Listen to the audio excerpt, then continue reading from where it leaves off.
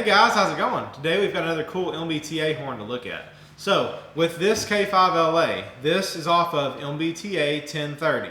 1030 was an F40, kind of like all the other MBTA horns we've looked at. It's what they've come off of. With this one, it's a K5LA. This one is actually an 80s widefont horn, tagless horn. The number one is actually a replacement bell. It's not a widefont horn. It's going to be like early 90s. But everything else is 80s wide font. So with this horn, it did have a restrictor in it.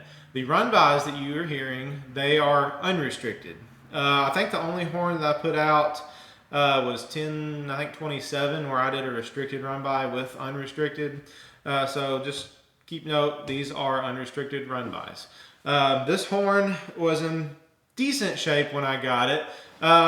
It has a couple broken bolts in on some of the back caps. The manifold has a broken bolt too. So on the number 5 actually. So just keep that in mind. The run-by, this number 5 is being held on with one bolt on the manifold.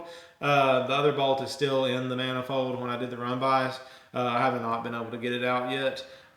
So could be a little air leak in there. You know, the number 5 might not be as powerful in this run-by as it would be with that fixed, but you know, maybe not though. Maybe it was getting plenty of air. But anyway, it's got the cool MBTA cones.